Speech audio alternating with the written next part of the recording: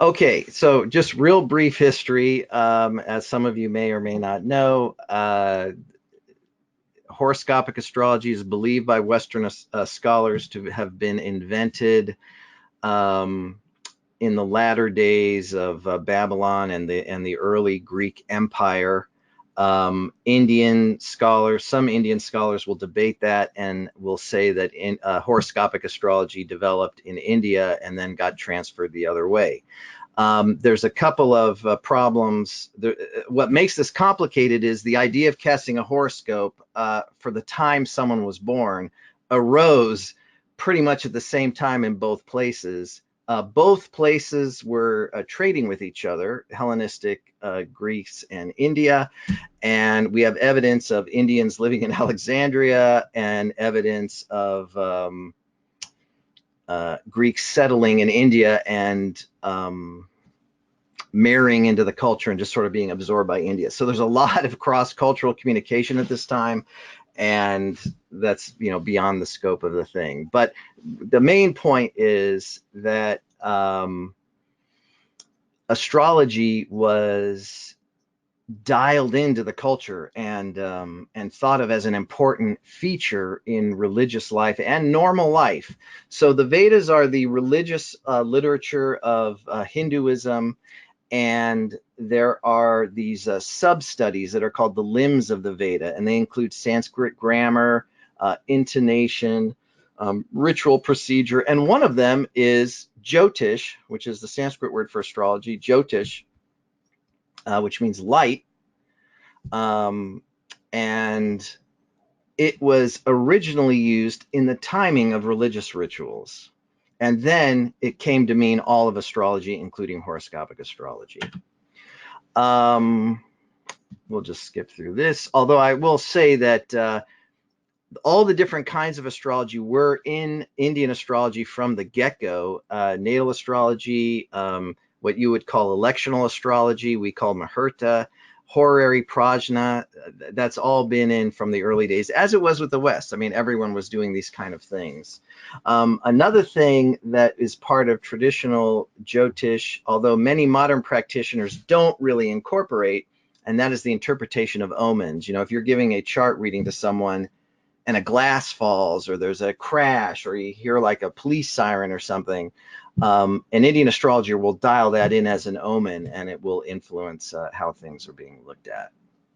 What is the why even look at a chart? What's the significance of it? So in most, if not all of the, well, most, we'll say most of the Indian religions, and just as a side note, I prefer to call it Indian astrology. It's commonly called Vedic astrology. It's been called Hindu astrology. It has and Jyotish, of course, is a Sanskrit name. I prefer Indian astrology because it's the kind of astrology that's done all over India, regardless of religion. So Jains, Sikhs, Buddhists, and Hindus, they'll all do this kind of astrology, but not all of them hold that the Vedas are sacred. So to me, calling it Vedic astrology is a little bit like calling Western astrology biblical astrology. Is there astrology in the Bible? Yes. Can you learn astrology from the Bible? Not really. And it's the same with the Vedas. There's astrology in the Vedas, but can you teach yourself horoscopic astrology from it? No, you can't.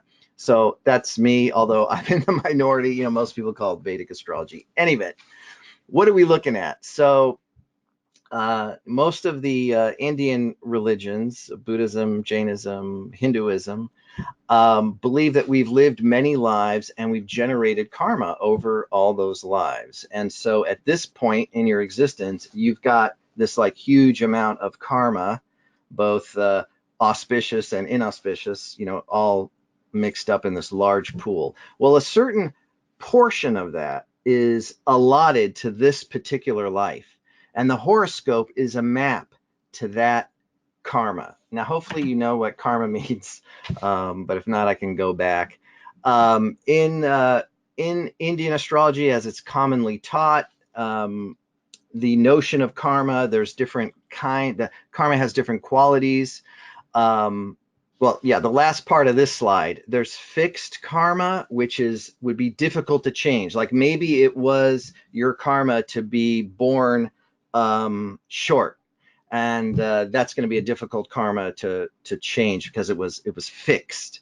Non-fixed karma is there may be some karmas that indicate that you might attain a certain level of success in business, but if you're lazy and don't make use of the opportunities as they cross your way, that karma will just like go on by and not be utilized. It's unfixed. It requires a little bit of your effort or a little bit of this life karma, or what they call kriyamana karma, the karma that you generate from making actions and being intentional in the world. And then there's a huge body of karma that's semi-fixed, semi-non-fixed. It needs a little push in one direction or another. This is where an astrologer can really do the most good, because you can help your client navigate through and utilize the auspicious karmas, and also figure out a way to ameliorate or minimize the negative karmas. So that's kind of the meta model that underlies Indian astrology.